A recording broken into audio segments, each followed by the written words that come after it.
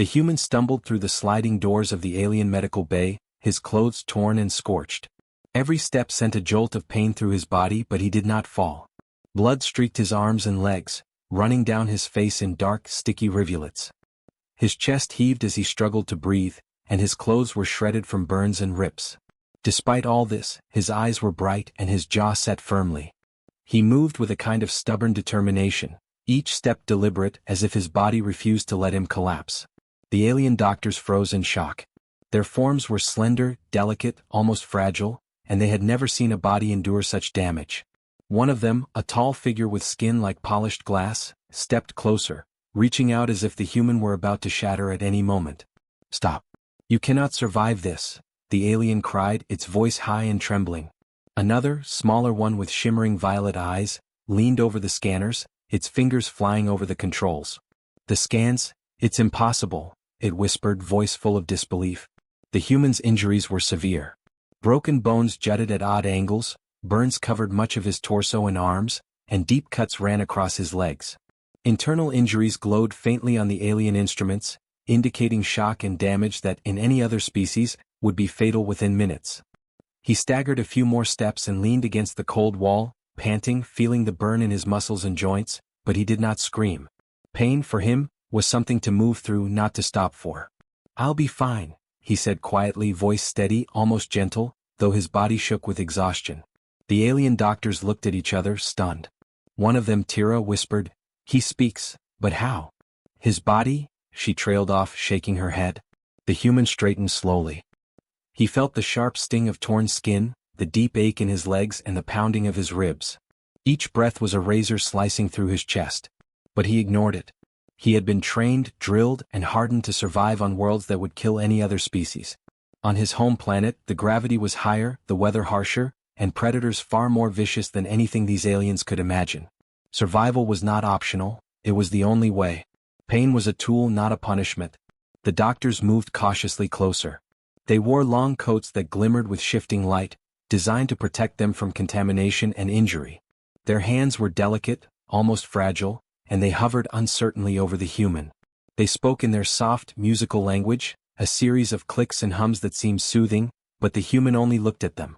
He could not understand the sounds, but he could see the panic and fear in their eyes. He allowed himself a small, tired smile. "Don't worry. I'm not done yet," he said. One of the doctors, Kian, stepped forward, braver than the others. His long, thin fingers hovered over the human's arm. "We must. This is against protocol. He cannot possibly live through this. Our treatments are ready," he said, voice shaking. "If we wait, he'll die." The human shook his head, straightening despite the sharp pain. "I'll survive," he repeated. "Just let me stand." His voice was calm, almost serene, as though he had faced death before and dismissed it. The alien team hesitated. Their instruments beeped frantically, warning of organ failure, massive blood loss, and broken bones that should have paralyzed him. But the human remained upright, swaying slightly but unbroken. Tira reached out tentatively and placed her hand on his shoulder, expecting his body to collapse under the touch. Instead, he leaned into her hand slightly, as if drawing strength from her curiosity and concern.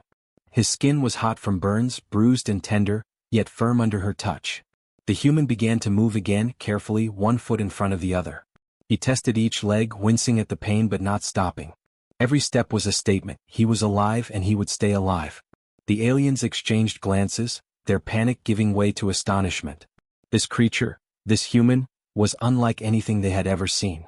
Their science, their knowledge of life and healing, could not explain it. It was as if his body had been built to endure the impossible. Kian reached out with the scanning device, hovering it near the human's chest. The readings were wild, fluctuating in ways that made no sense. Heart rate stable, almost too steady, lungs inflamed but still taking full breaths, broken ribs somehow aligned to allow expansion without tearing tissue further. The human noticed the confusion on the doctors' faces. He exhaled slowly and said, "You'll get used to this. Humans, we keep going even when everything says we shouldn't." Tira looked closely at his face, seeing the streaks of blood and dirt, the dark shadows under his eyes, the faint sweat on his forehead. Despite all this, there was determination there. She had seen many species injured in battle, and none had survived this level of trauma without intensive treatment for days. Yet he was standing, breathing and speaking clearly. How can anyone survive that? She asked softly. The human looked down at his arms, at the cuts and bruises, and shrugged. Some of us are made for it, he said simply. Where I come from, we don't get a second chance. We either move forward or we die. That's how you learn to keep going. He lifted himself upright fully, shaking the soreness from his shoulders. His movements were careful but deliberate, full of a strange rhythm that spoke of discipline and endurance.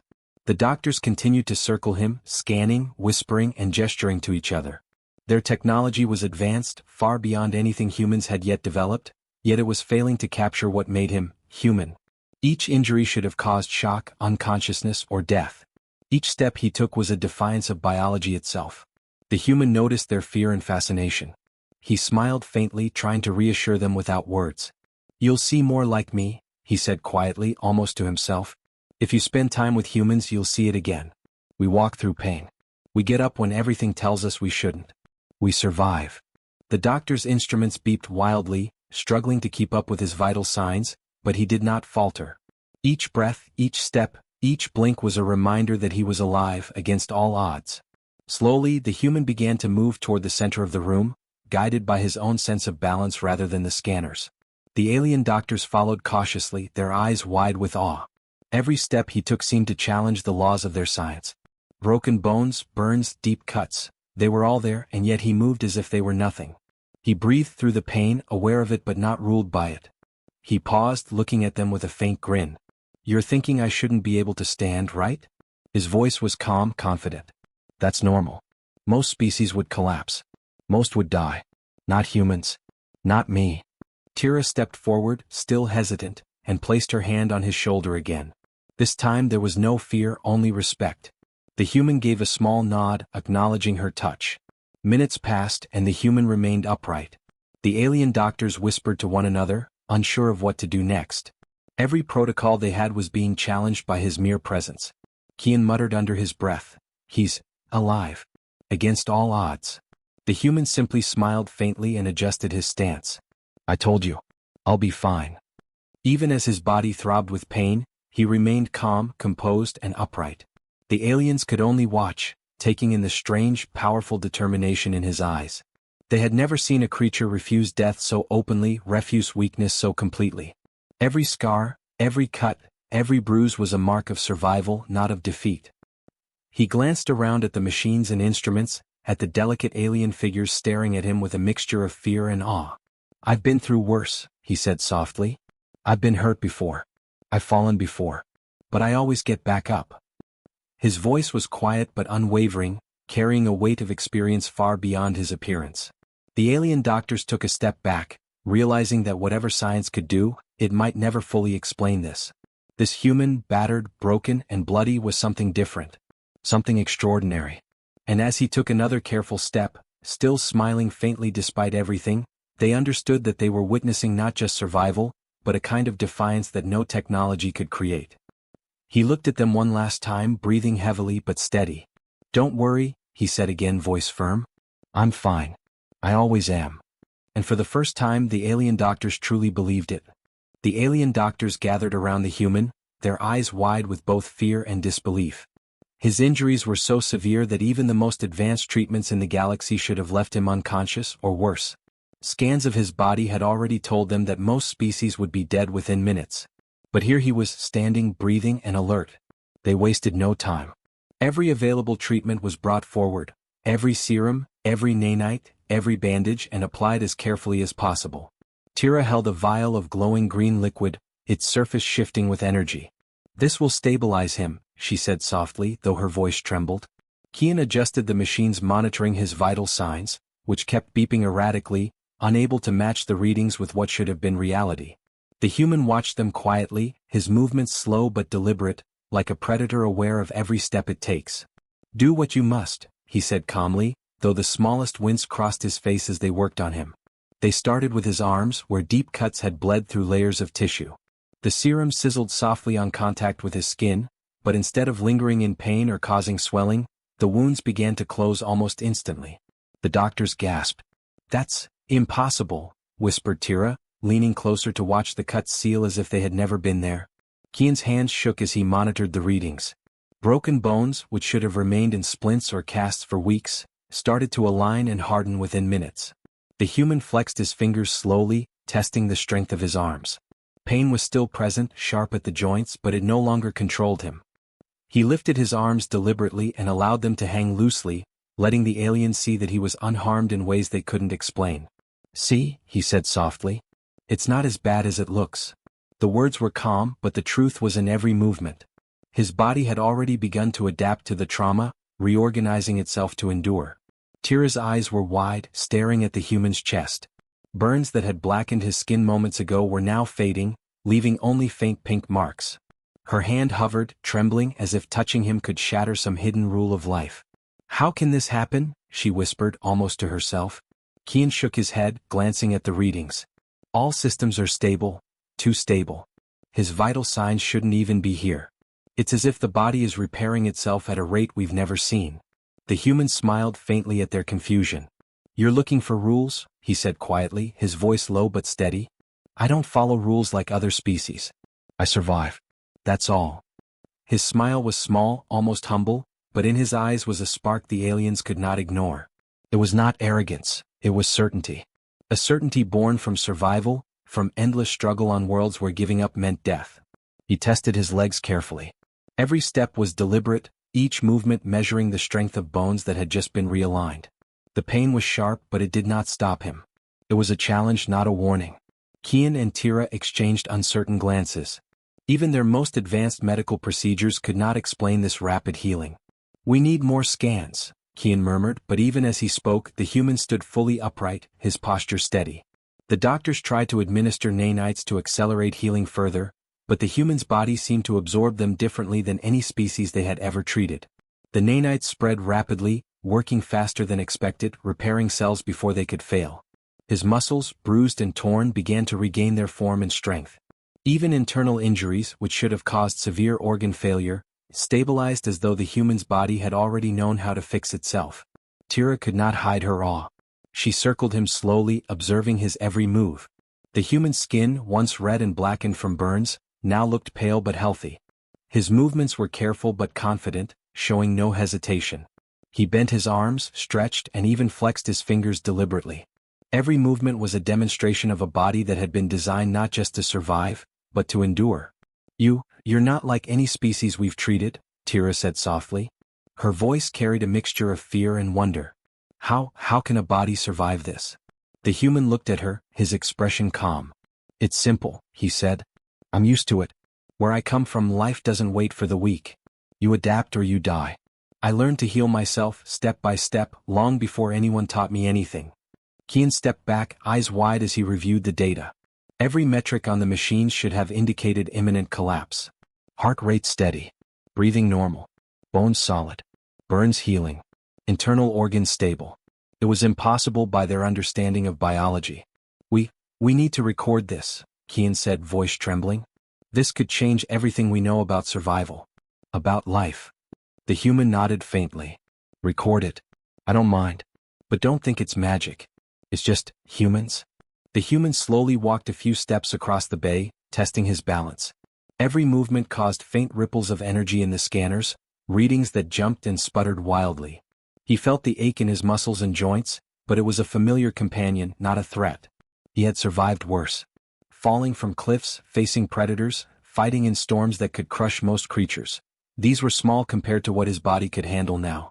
Tira followed him cautiously, her long fingers brushing the edge of the console as she took notes. "Your body? It's healing faster than anything we know," she said. "Even our most advanced treatments cannot replicate this speed." The human tilted his head slightly, thinking. "Speed? Maybe. But it's not speed alone. It's endurance. Your treatments are good. Very good.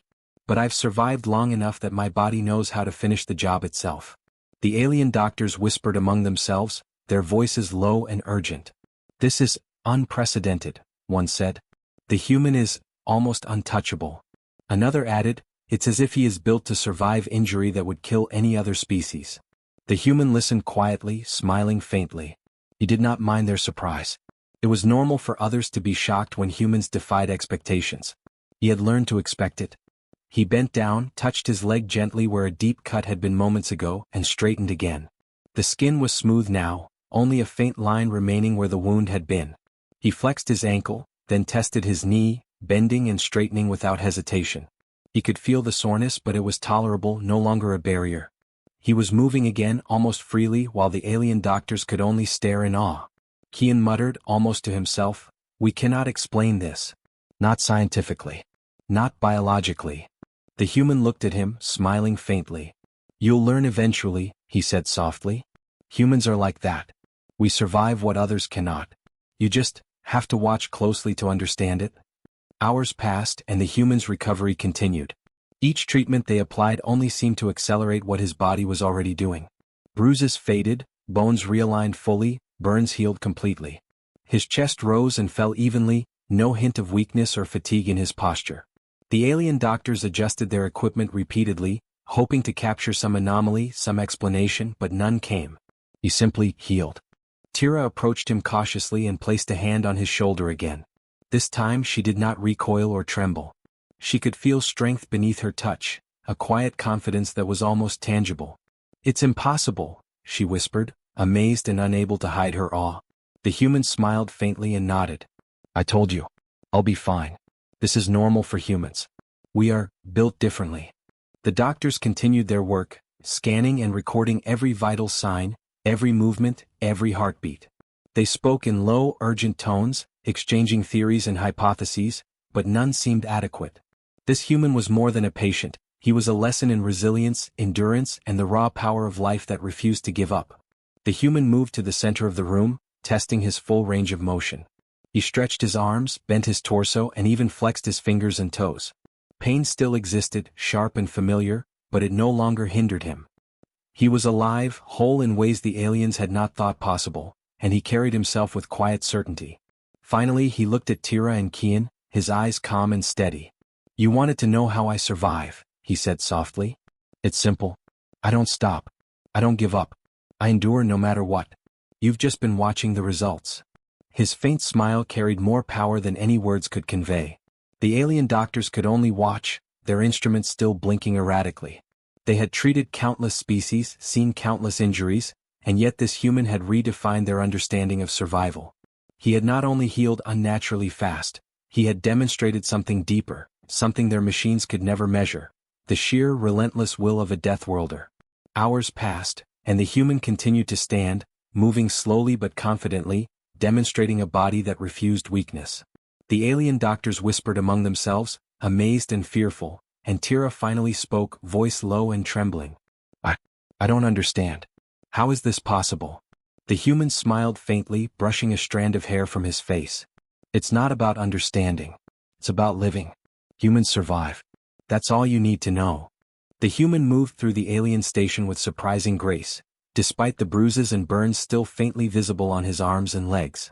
Every step seemed confident, even though his body had endured injuries that should have left him weak. He knelt beside a broken console and examined it carefully. His fingers, though still tender, worked nimbly, pressing buttons, pulling wires and twisting panels with a skill that made the delicate alien instruments hum back to life. The aliens nearby could hardly believe their eyes. Tira hovered at the edge of the room watching. "He's fixing it, as if nothing ever happened," she whispered. Her voice was full of awe. Kian, standing behind her, could only nod. "I've seen advanced species struggle with a minor repair," he murmured. "He's doing more than that. He's doing it faster than any of us could, and with complete confidence." The human glanced at them briefly, a faint smile crossing his face, then returned his attention to the console. He did not need praise. He did not need acknowledgement. He simply acted. As he worked, he moved on to other equipment. Containers of supplies lay scattered across the floor. Some had toppled during the shuttle's crash landing, spilling components, tools, and medical instruments in a jumble. The human bent down, sorting them with quick, deliberate movements. He stacked the heavier items first, then sorted smaller, delicate components on the shelves. His mind worked like a well-tuned machine, organizing chaos with calm precision. Every motion was purposeful. Nothing was wasted and nothing was left to chance. The alien doctors whispered to one another. "How is he so strong after what he went through?" Tira asked, eyes wide. "He should barely be able to stand." Kian adjusted his scanning instruments, measuring muscle tension, bone density, and stamina. "It's unprecedented," he admitted. I've never seen anything like it. His body, it shouldn't be able to support such activity right now. Yet he moves like he's just starting his day. The human straightened after finishing with a heavy crate. Sweat dampened his hair, and small cuts along his arms ached faintly, but he did not stop. He moved to another piece of broken equipment, a panel with sparking wires, and carefully adjusted it with his hands. Sparks flew briefly, but his touch was steady, and within moments the console lit up with a soft glow, signaling it was functioning again. The aliens stepped back, murmuring among themselves in low tones. He repaired it without hesitation, whispered Tira. And without tools we even thought were necessary. The human glanced at her and shrugged lightly. Tools are useful, but understanding is better, he said simply.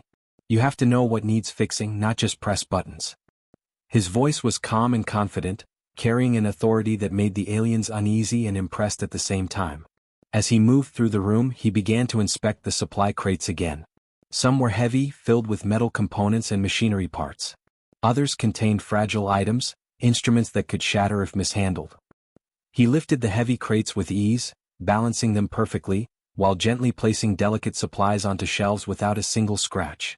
It was a combination of strength and care that none of the alien doctors had seen before. Deathworlders survive, he said quietly, almost to himself as he finished sorting the last crate. Then he looked up at the stunned aliens. We have to adapt.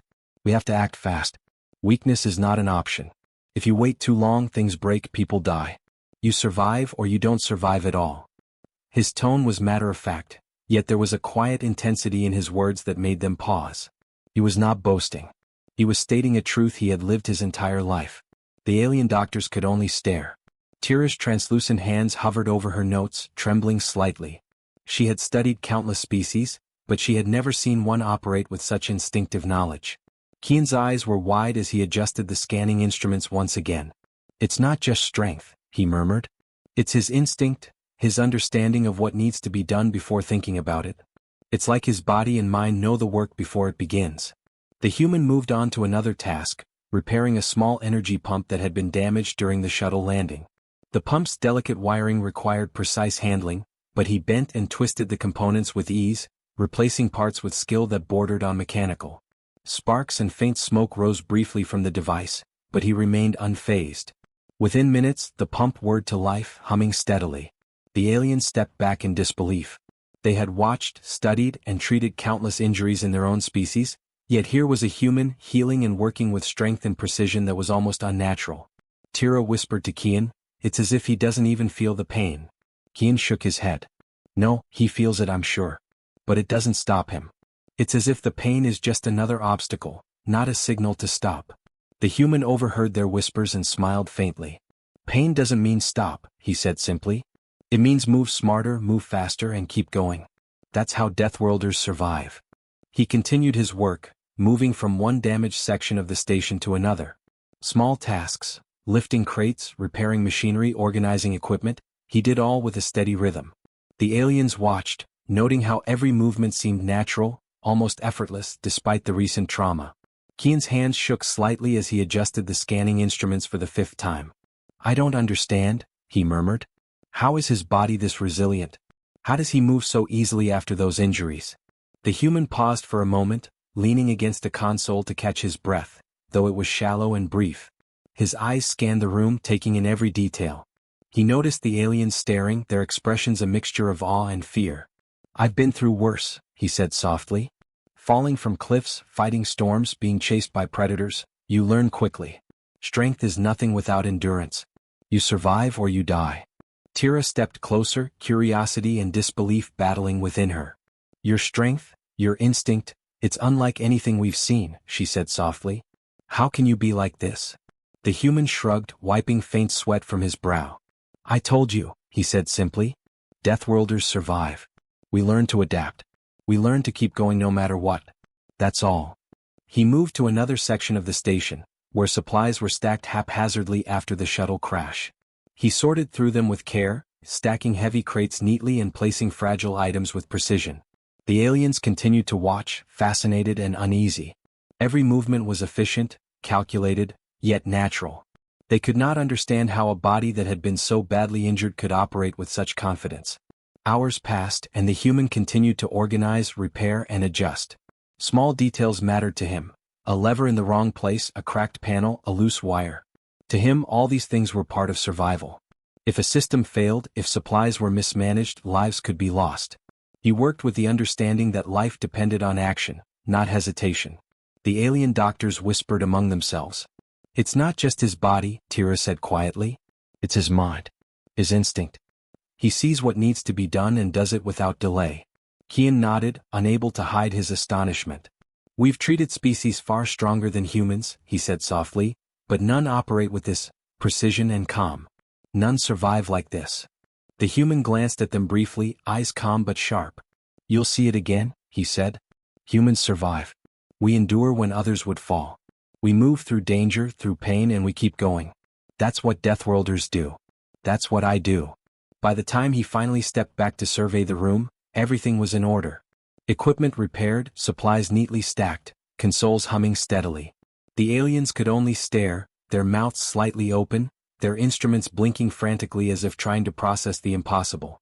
The human's faint smile was calm and unassuming. There, he said softly. Everything's ready. Nothing more to do here. Tira whispered almost in awe. He's incredible. Kian could only nod. Yes, but it's more than that. It's instinct, skill, endurance. It's survival itself. Deathworlders, they survive where others fail. The human turned slightly, giving them a small nod before moving toward the next task in the station. He was not done. He never stopped. And as he walked, the alien doctors realized that what they had witnessed was more than healing or strength. It was the raw, relentless will of a species built to survive everything. And in that moment they understood a simple truth. Humans, and especially Deathworlders, were made to endure the impossible, and thrive while doing it. The human walked through the quiet halls of the alien station, his body fully healed now, strong and steady. Scars from earlier injuries had faded, leaving only faint lines across his skin. Every movement was calm, confident, and effortless, a stark contrast to the chaos he had faced only a short while ago. The station smelled faintly of antiseptics and smoke, the remnants of the earlier accident still lingering in the air, but he did not flinch. He had endured far worse than this. The alien doctors followed him at a cautious distance, their eyes wide with awe. Tira's hands twitched slightly as she scribbled notes onto her console, though her gaze rarely left him. Kian's scanning instruments hovered over the human, measuring vitals and strength, though the readings were so extraordinary they almost seemed meaningless. He's completely healed, Tira whispered, her voice trembling. And yet, he looked stronger than before. The human stopped for a moment and glanced back at them. His eyes were calm and steady, showing no arrogance, no fear, no hesitation. I'll be leaving soon, he said simply, voice low but clear. There's work to be done elsewhere. Others may need help, and I don't wait for delay. The alien stared at him, trying to process the words, the calm authority, and the strange confidence in a species so different from their own. Tira took a hesitant step forward. You survived injuries that would have killed anyone else, she said softly. Your body, your mind, it's incredible. I've never seen anything like it. The human smiled faintly, his expression almost gentle. I survived because I had no other choice, he said simply. Where I come from, survival isn't an option. It's a rule of life. You either endure or you die. That's how humans, especially Deathworlders, live. Kian, still observing the human's vitals, shook his head in disbelief. It's not just your body, he murmured. It's the way you think, the way you move, the way you act. You're unstoppable. How is this possible? The human laughed softly, almost a whisper, shaking his head. It's not magic. It's life. Hardship makes you stronger. Pain teaches you focus. Danger teaches you control. I've been through it all. You just have to survive. He moved toward the exit bay, glancing at the station around him. Every console had been repaired, every supply organized, every injured being treated or stabilized. He had left the station in order not because he was asked, but because he could not ignore the work. Survival required efficiency, and efficiency required action. The alien doctors had never seen a being operate with such instinct, yet everything the human did seemed natural, unforced. As he reached the shuttle bay, Tira and Kian stepped closer. The shuttle was sleek and functional, already fueled and ready for launch. Tira's eyes glimmered with a mix of fear and admiration. You're leaving so soon, she said softly. After everything, after what you've done, how can you just walk away? The human looked at her calmly. Because survival isn't about staying in one place, he replied. It's about moving forward, learning, helping, and enduring wherever life takes you. He stepped onto the shuttle platform, his movements steady, confident, and precise. Kian scanned him one last time, unable to hide the awe on his face. I don't think we can ever measure your endurance, he admitted quietly. The human smiled faintly. You don't need to measure it, he said simply. You only need to see it. Humans endure. We adapt. We survive. That's what we do. The aliens watched as he moved inside the shuttle, preparing for departure. His posture was perfect, muscles relaxed yet ready for action. He adjusted the seat, checked the controls, and ran a quick scan of the station from the shuttle's interface. Everything was in order, and he had already planned his route to the next mission. His mind was calm, his instincts sharp, and his body fully healed, ready for whatever challenge awaited him beyond the stars. Tira and Kian exchanged a quiet glance. They had treated countless species, healed countless injuries, but they had never seen anything like this. The human's resilience, his instinct, his courage, it was beyond science, beyond medicine. It was raw survival in its purest form. I don't understand how anyone can be like this, Tira whispered. Not just survive, but thrive. Even after everything. The human glanced back at them, his expression calm and unshakable. You'll understand someday, he said softly. Humans are built for it. Every scar, every wound, every challenge makes us stronger. You may not survive what we do, but we do. That's why Deathworlders live where others fail. The shuttle engines began to hum softly, ready for launch. The human took one last look at the station, at the aliens he had helped, at the world he had briefly touched and made a little safer. His eyes held quiet confidence, a deep calm, and an understanding that he would face whatever came next with the same determination. He had survived, healed, and thrived. He had done what others could not. Tira took a step forward, placing her hand gently on the shuttle's edge. I hope we meet again, she said softly. I want to understand humans, your strength, your endurance. The human smiled faintly, nodding. You'll see it again, he said. Humans endure, humans adapt. That's what we do. Remember it. He entered the shuttle fully, strapping himself into the pilot's seat. Kian and Tira watched silently as he initiated the launch sequence. The engines roared to life and the platform began to rise. He glanced back at the station one last time, then straight ahead to the stars beyond. Calm, focused, unbroken. The shuttle lifted off smoothly, gliding past the station and into the endless black of space. Tira and Kian watched it disappear into the distance, hearts still racing, minds still trying to comprehend what they had witnessed. They had seen injury, danger, and chaos, yet the human had faced it all, healed, and emerged stronger than before. They realized something profound. Survival was more than science. It was instinct, courage, and determination, and humans, especially Deathworlders, possessed it in abundance. As the shuttle disappeared into the stars, the human looked out at the infinite darkness, calm and ready. The universe would throw more danger, more injury, more chaos in his path. But he would survive it all. He always did. He always would. The alien doctors remained in the station, staring at the empty bay where he had stood, hearts pounding, minds full of awe. Finally Tira whispered, He's human. Kian nodded slowly. Yes, and this is what humans do. And somewhere in the cold, dark expanse of space, the human piloted his shuttle onward, fully healed, fully ready, and completely unstoppable. He was alive, strong, and unbroken, a living example of survival against all odds.